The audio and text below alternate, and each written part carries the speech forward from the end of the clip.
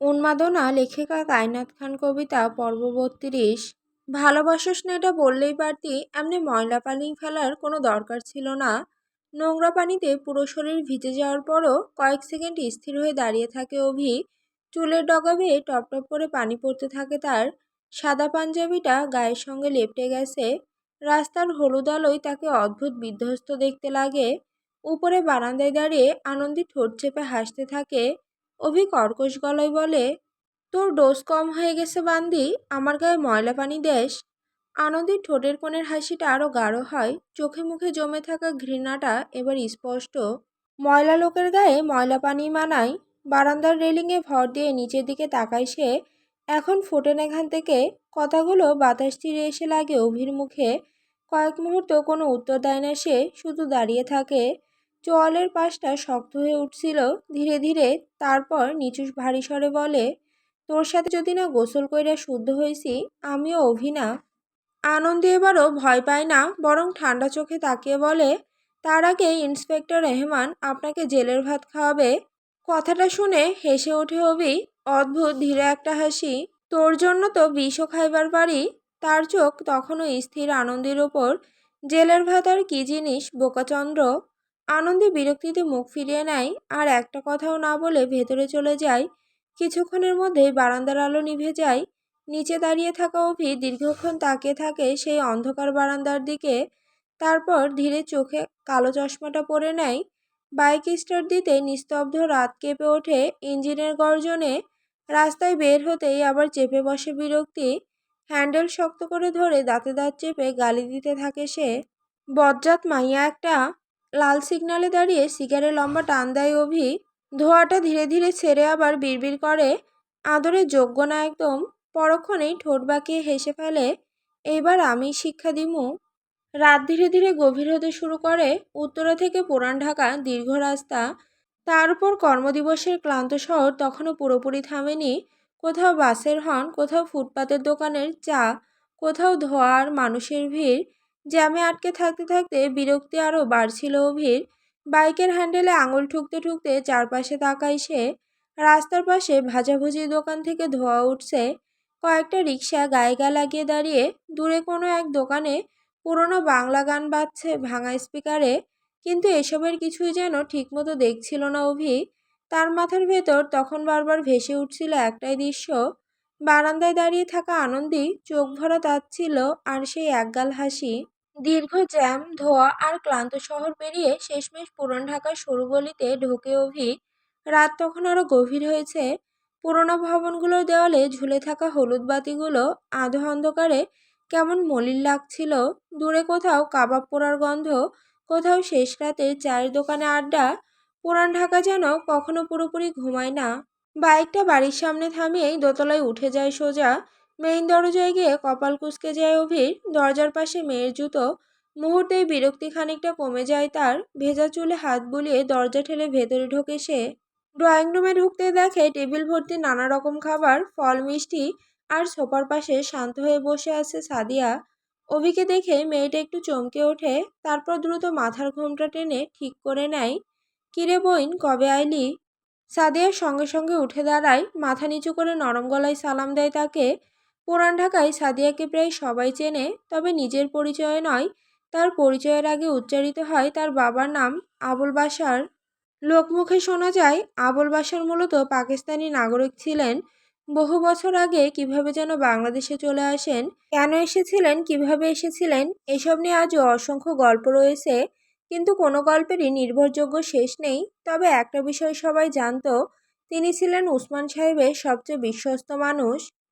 সেই উসমান সাহেব যাকে পুরান ঢাকার পুরনো লোকেরা এখনো বেতাজ বাদশাহ বলে মনে রাখে। সিন্ডিকেটের ছায়াজগতে তার নাম একসময় আইন থেকেও শক্তিশালী ছিল।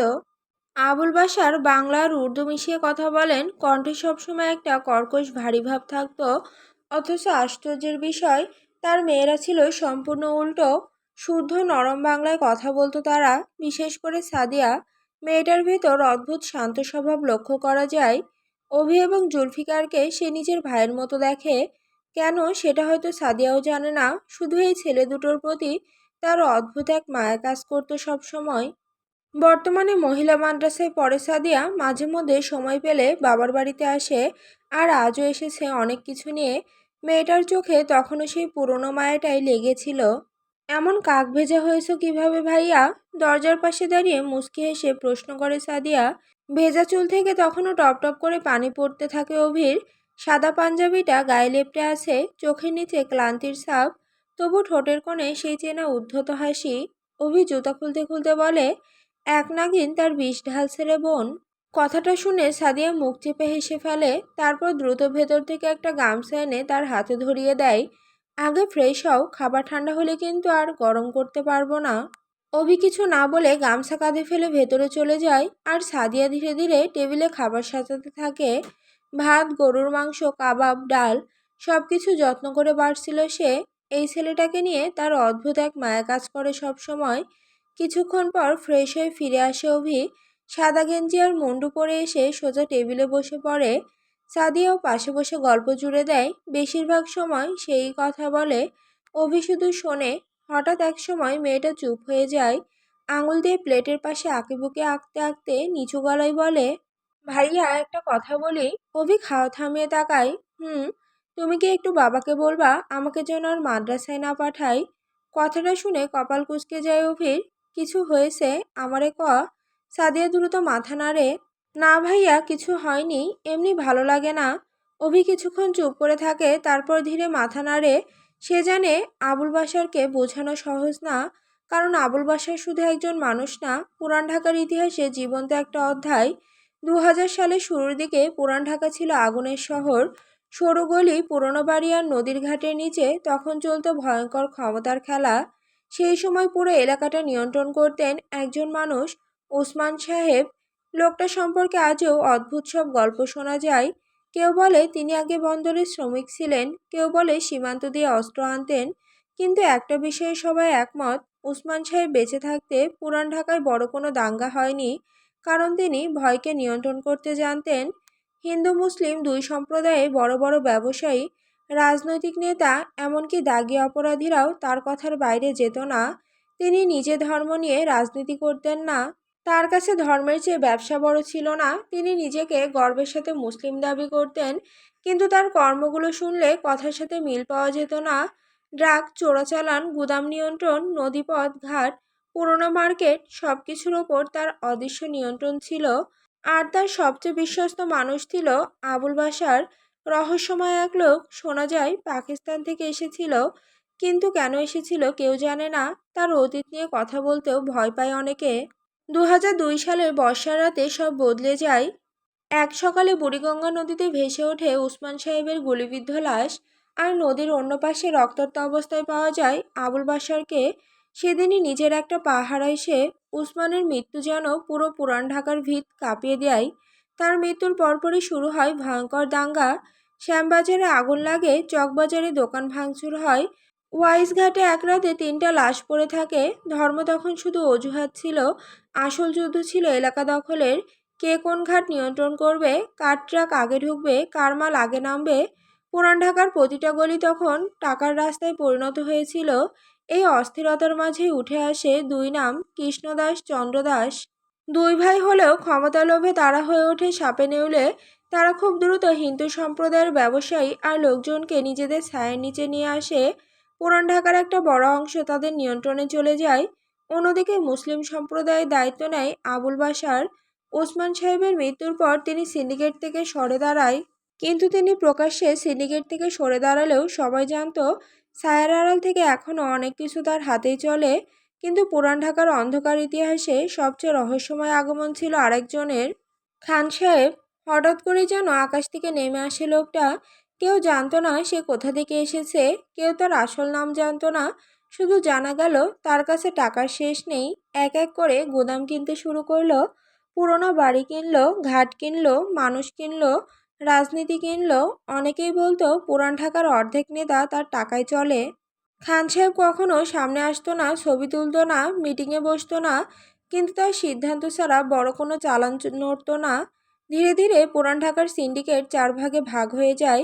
কৃষ্ণদাস, চন্দ্রদাস, আবুল বাশারের ইসলাম পার্টি, আর পরে উঠে আসে বাতাসি বেগমের তৃতীয় লিঙ্গ পার্টি। বাতাসি বেগমকে নিয়ে পুরান ঢাকার অদ্ভুত সব গল্প প্রচলিত। জন্মসূত্রে পুরুষ হলেও নিজেকে নারী পরিচয়ে প্রতিষ্ঠা করেছে সে। শাড়ি, চুড়ি, নাকফুল, ভারী মেকআপ, সবসময় নারীর সাজে থাকেন তিনি। অথচ তার নাম শুনলে অনেক দাগী অপরাধীও রাস্তা বদলে ফেলে। পুরান ঢাকার অন্ধকার জগৎটা বাইরে থেকে যত ছোট লাগে, ভেতরে ততটাই ভয়ঙ্কর। বাইরে বাইরে সবাই শত্রু, কিন্তু প্রয়োজন হলে একই টেবিলে বসে কোটি টাকার ডিল করে।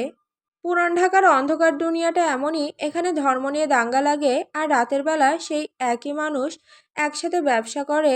এই নোংরা দুনিয়ায় নতুন প্রজন্মের দুই ভয়ঙ্কর নাম, অভিব্র, যাকে সবাই কিং এবং চন্দ্রদাস চাঁদও বলে, আর জুলফিকার, যাকে আলফা ব্রো এবং ক্যাম্পাসে প্রিন্স ব্রো বলে ডাকা হয়। আবুল বাশারের চোখের বিষ, কারণ আড়ালে কৃষ্ণদাস আর চন্দ্রদাসের বেশিরভাগ অপারেশন সামলায় এরা দুজন, অথচ দুজনের স্বভাব সম্পূর্ণ আলাদা। জুলফিকার গরম মাথার মানুষ, আর অভি একদম ঠান্ডা। তবুও অদ্ভুতভাবে আবুল বাশার মাঝে মাঝে অভির কথা শোনে, কারণ সিন্ডিকেটের এই নোংরা দুনিয়ায় দাঁড়িয়েও ছেলেটা আজ পর্যন্ত নিজের হাতে কাউকে খুন করেনি, কোনো মেয়ের গায়ে হাত তোলেনি, কখনো কাউকে গালি দেয়নি, যেটা এখানে প্রায় অসম্ভব ব্যাপার। খাওয়া শেষ করে হাত ধুতে ধুতে অভি বলে, কথা বলবো? সাদিয়ার মুখ উজ্জ্বল হয়ে ওঠে। সত্যি? হুম। মেয়েটা হেসে উঠে দাঁড়ায়। তাহলে আমি যাই ভাইয়া, জুলফি ভাইকে খাবার দিয়ে আসতে হবে। অভি ঠোঁট বাঁকিয়ে বলে, সাথে একটু বিষও মিশিয়ে দিস। আহ ভাইয়া। সাদিয়া বিরক্ত মুখে তাকায়। কবে যে তোমরা মিলবা? অভি সিগারে আগুন ধরাতে ধরাতে শান্ত গলায় বলে, এ জন্মে না, শুধু তোর জন্য চুপ আছি, না হলে এতদিনে দুজনের একজন মরতো। সাদিয়া দীর্ঘশ্বাস ফেলে। সে জানে এই দুজন মানুষকে বদলানো সম্ভব না। সে বেরিয়ে যায় জুলফিকারের বাড়ির উদ্দেশ্যে, আর ঘরটা আবার নিস্তব্ধ হয়ে পড়ে। অভি মাঝে মাঝে ভাবতে পারে না, এই ছোট্ট জায়গাকে ঘিরে এত আগ্রহ কেন উপর মহলের, এত নিরাপত্তা কেন, এত ক্ষমতার লড়াই কেন। ভাবতে ভাবতে ঘুমিয়ে পড়ে সে। কিন্তু শহরের অন্য প্রান্তে তখন আলো জ্বলছে। ডিবি কার্যালয়ের কনফারেন্স রুমে টেবিল ভর্তি ফাইল ছড়িয়ে বসে আছে অতিরিক্ত police super DB inspector Rehman Siddique. চোখ লাল হয়ে আছে তার, কয়েক রাত ঠিকমতো ঘুম হয়নি। সামনে বসে আছেন ডিআইজি মাহবুবুর রহমান, অতিরিক্ত কমিশনার তাহসিন কবির, এসপি ফরিদুল হক, আর ক্রাইম অ্যানালিস্ট মেজর অব আদনান রশিদ। ঘরের পরিবেশ ভারী, দেওয়ালের স্ক্রিনে একটার পর একটা শিশুর ছবি ভেসে উঠছে। সবাই জেলে, বয়স 12 থেকে 15-র মধ্যে, কেউ মাদ্রাসার ছাত্র, কেউ পথশিশু, কেউ স্কুল থেকে ফেরার পথে হারিয়েছে, কেউ ঘুম থেকে উঠে নিখোঁজ। কিন্তু সবচেয়ে ভয়ঙ্কর বিষয়টা অন্য জায়গায়। সংখ্যা, প্রতি 5 বছর পর পর ঠিক 72 জন শিশু হারায়। না একজন বেশি না কম। 2006 সালে 72 জন, 2011 সালে 72 জন, 2016 সালে 72 জন, 2021 সালে 72 জন, আর এবারও সংখ্যাটা একই জায়গায় গিয়ে থেমেছে, 72। যেন কেউ হিসেব করে মানুষ গুনছে। ঘরের ভেতর অদ্ভুত নীরবতা নেমে আসে। রেহমান ধীরে ধীরে দেওয়ালে টাঙানো ম্যাপের সামনে গিয়ে দাঁড়ায়। লাল মার্কার দিয়ে পুরান ঢাকার কয়েকটা জায়গা গোল করা, শ্যামবাজার, ওয়াইজঘাট, চকবাজার, লালবাগ। সে নিচু গলায় বলে, স্যার, এটা কাকতালীয় না, এটার রিচুয়ালিস্টিক প্যাটার্ন। কথাটা শুনে কয়েকজন অফিসার একে অপরের দিকে তাকায়। রেহমান আবার বলে, আমি শতভাগ নিশ্চিত পুরান ঢাকার অদৃশ্য সিন্ডিকেটের সাথে এই ঘটনার কানেকশন আছে। ডিআইজি মাহবুবুর রহমান কপাল কুঁচকে বলেন, বেসিস? রেহমান টেবিলে একটা পুরনো ছবি রাখে, 2001 সালের। ছবিতে নদীর ঘাটে দাঁড়িয়ে আছে কয়েকজন কিশোর। ছবির পিছনে হাতে লেখা একটা সংখ্যা, 72। এই সংখ্যাটা বারবার আসতেছে স্যার। ঘরের বাতাস ভারী হয়ে ওঠে। আমার ইনফরমেশন অনুযায়ী এই বাচ্চাদের ব্যবহার করা হয় অবৈধ কাজে, কিন্তু কাজটা কি সেটা কেউ জানে না। অতিরিক্ত কমিশনার তাহসিন কবির ঠান্ডা গলায় বলেন, তুমি আবার পুরান ঢাকার পেছনে লাগছো রহমান। কথাটার মধ্যে স্পষ্ট বিদ্রূপ ছিল, কারণ বিভাগে এখন ধীরে ধীরে রেহমানের ওপর বিশ্বাস কমে যাচ্ছে। সে বহুবার অভি আর জুলফিকারকে ধরার চেষ্টা করেছে, প্রতিবার ব্যর্থ হয়েছে। প্রতিবারই বলেছে ওরা ড্রাগ চালায়, মানি লন্ডারিং করে, অস্ত্র আনে, কিন্তু কখনো প্রমাণ করতে পারেনি। অথচ রেহমান জানে সে ভুল না, সমস্যা অন্য জায়গায়। এই শহরে আইন বইয়ে লেখা থাকে, বাস্তবে আইন চলে টাকার ইশারায়। অনেক অফিসার সেই টাকার নিচে মাথা নত করে ফেলেছে বহু আগেই, কিন্তু রেহমান পারেনি। আর এটাই এখন তার সবচেয়ে বড় অপরাধ। পরের দিন সকাল ঠিক 10টা। ঢাকার রাস্তাগুলো তখনও পুরোপুরি গরমে পুড়ে ওঠেনি, কিন্তু মানুষের ভিড় জমতে শুরু করেছে। কোথাও ভাপ ওঠা চা, কোথাও পুরনো দোকানের শাটার উঠছে ধীরে ধীরে। এর মধ্যে একদল মেয়ে একই রঙের শাড়ি পরে গলি পেরিয়ে হেঁটে চলেছে, কারো হাতে ফোন, কারো কাঁধে ব্যাগ, কারো ঠোঁটে গাঢ় লিপস্টিকের হাসি।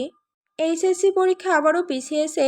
স্টুডেন্ট আন্দোলনের কারণে পুরো শহরের শিক্ষা ব্যবস্থা এলোমেলো, কিন্তু তাতে কি? কোচিং আছে, বন্ধু আছে, আড্ডা আছে। এই বয়সে জীবন থেমে থাকে না। আজকের প্ল্যান ছিল সোজা, আগে একটু রেস্টুরেন্টে বসে আড্ডা, তারপর রিলস বানানো। হাঁটতে হাঁটতে মনিকা হঠাৎ কপাল কুঁচকে আনন্দের দিকে তাকায়। কিরে আনন্দি, তোর কানের ফুল কই? আনন্দি থমকে যায়। কোন ফুল? আরে, আমি এত সুন্দর করে সেট করে দিলাম, এক কান খালি কেন? তড়িঘড়ি করে কানে হাত দেয় আনন্দি। সত্যিই তো, একটা নেই। মুহূর্তেই তার মুখ ছোট হয়ে যায়। আজ অনেক যত্ন করে সেজেছে সে। হালকা কাজ করা শাড়ি, খোলা চুল, চোখে পাতলা কাজল, অথচ সবচেয়ে সুন্দর জিনিসটাই কখন পড়ে গেছে টেরই পায়নি। চারপাশে তাকাতেই রাস্তার ধারে একটা ছোট ফুলের দোকান চোখে পড়ে। বাঁশের ঝুড়িতে টাটকা গোলাপ সাজানো, পাশে বসে থাকা বয়স্ক ফুলওয়ালা অলস ভঙ্গিতে পাখা দিয়ে বাতাস করছে। আনন্দের চোখ চকচক করে ওঠে। চল গোলাপ কিনি। আবার নতুন ফ্যাশন শুরু হলো, পেছন থেকে হেসে বলে তিথি। সবাই মিলে দোকানের সামনে গিয়ে দাঁড়ায়। আনন্দে নিচু হয়ে গোলাপগুলো দেখতে থাকে।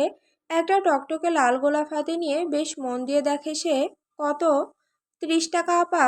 এইটুকু ফুল 30? আনন্দি চোখ বড় বড় করে তাকায়। 20 টাকা দেব। ফুলওয়ালা হেসে মাথা নাড়ে। আপনার জন্য 25। আনন্দি বিজয়ের হাসি দেয়। ঠিক আছে, দিন। গোলাপটা নিয়ে খুব যত্ন করে কানের পাশে গুজে দেয় সে। খোলা চুলের ফাঁকে লাল ফুলটা অদ্ভুত সুন্দর লাগছিল, যেন পুরান ঢাকার ধুলোমাখা রাস্তায় হঠাৎ ফুটে ওঠা টাটকা কোনো সকাল। ফোন বের করে চুল ঠিক করতে করতে সে বান্ধবীদের দিকে ঘুরে দাঁড়ায়। একগাল হাসি দিয়ে বলে, কেমন লাগছে আমাকে? চুত মারানি।